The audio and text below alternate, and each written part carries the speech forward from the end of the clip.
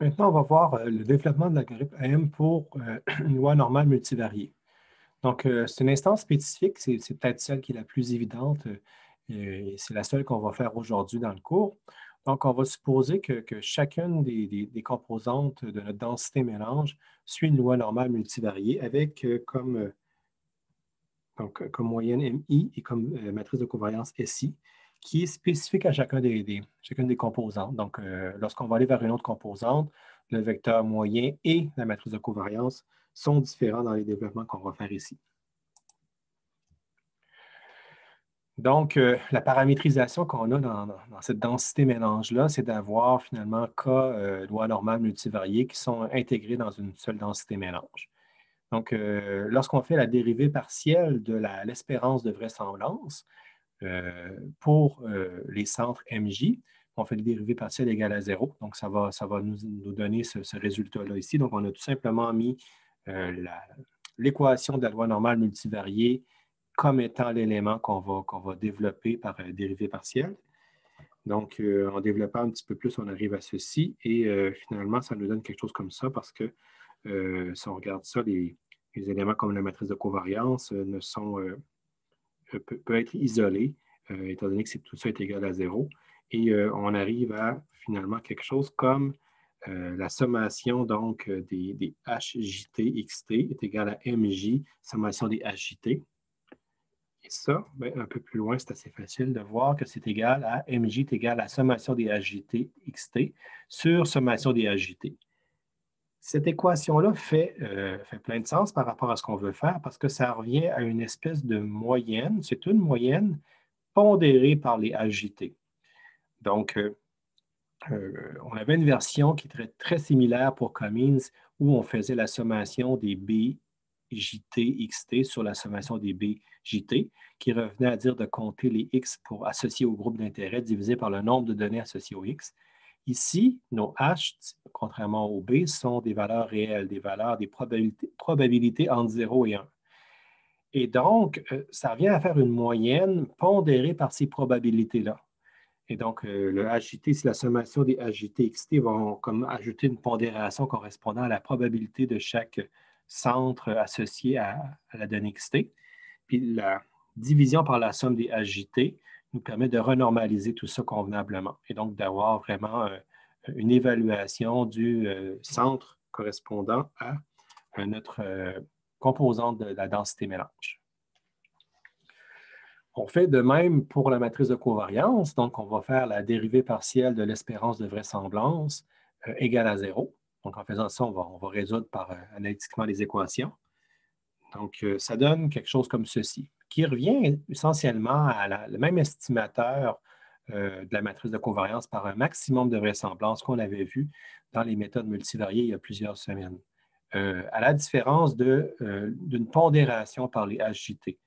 Donc là, le HJT, vu qu'il n'est pas binaire, mais qui est une valeur, encore une fois, de probabilité entre 0 et 1, on va faire l'évaluation de la covariance pondérée par le HJT pour chacune des données et normalisée par les HJT.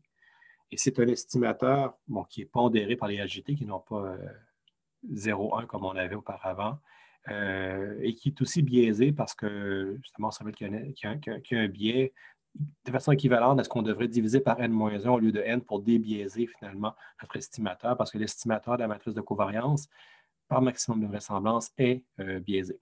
Ceci dit, les deux étapes là, entre l'énoncé de la dérivée partielle égale à 0 et le calcul, je ne vous ai pas donné les étapes intermédiaires parce que c'est compliqué. C'est subtil, il faut faire appel au théorème spectral, puis ça sort du cadre du cours. Donc, vous pouvez aller voir sur Wikipédia les développements nécessaires pour estimer une matrice de covariance par maximum de vraisemblance. Ça l'explique un peu plus qu'ici, mais disons que pour l'instant, vous pouvez prendre ça comme étant la solution et les développements sont un peu trop avancés pour ce qu'on veut faire ici.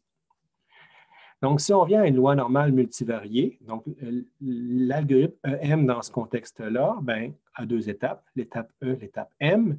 L'étape E, c'est l'évaluation des HJT. Ça, ben, on va tout simplement on peut dire, intégrer dans l'équation générique des HIT l'équation de la loi normale multivariée. En simplifiant les choses, ça nous donne directement ceci. Donc, ça donne PI fois déterminant de la matrice de covariance puissance moins 0,5 exponentielle de tout ce qu'on a ici, divisé par la même chose, mais pour toutes les composantes. Donc, ça nous donne la probabilité que xt soit de la composante i. Et pour l'étape m, où là, on va évaluer la paramétrisation. Donc, pour ce qui est des probabilités a priori, on l'a défini tout à l'heure, et ça ne change pas pour tous les modèles. Donc, c'est la même chose. Donc, c'est cette équation-là qu'on prend toujours. Pour le MI de notre loi normale multivariée, bien, on vient de le voir, on a fait les développements, puis de même que pour la matrice de covariance. Donc, l'idée, c'est qu'on va appliquer ça successivement. On va faire l'étape E suivie d'étape M, on va revenir à l'étape E, puis on va répéter ces deux étapes-là jusqu'à temps que ça converge vers de bons résultats. En termes de ce que ça a l'air, ben, j'ai comme une animation ici qui vient de Wikipédia, qui illustre quand même assez bien la chose. Donc, on voit qu'on a des points ici. Il n'y a pas d'étiquette, c'est tous des points noirs. On démarre finalement notre algorithme AM avec deux distributions qui sont un peu allongées dans le sens des données, mais qui sont un peu décalées. Donc, on a une façon d'initialiser qui est un peu arbitraire, mais qui fait un certain sens. Donc, on voit les deux distributions initiales qui ne collent pas du tout aux données. Puis lorsqu'on applique une première étape, donc ça, c'est pour avoir les paramétrisations initiales de nos deux distributions. Ensuite, on fait une mise à jour. Ce qu'il va faire, c'est qu'il va un peu les intégrer, les deux distributions, il va les superposer l'une dans l'autre. Et donc, il va rouler quelques étapes comme ça. Mais ce qu'on peut voir, c'est qu'à terme, ici, rendu à cette étape ici, il a réussi à reséparer les deux composantes. Elles ne sont plus superposées. Puis là, donc, on a deux composantes pour les deux nuages de points. Puis après quelques itérations, bien, on arrive à ce résultat-là qui correspond à une assez bonne modélisation. On voit quand même que celui-là ici est centré sur le nuage ici, celui-là est centré sur le nuage là. Puis la forme des matrices, des courbes de contour décrivant les matrices de covariance sont tout à fait raisonnables. Puis donc, on va avoir quand même une assez bonne modélisation correspondant à notre phénomène d'intérêt.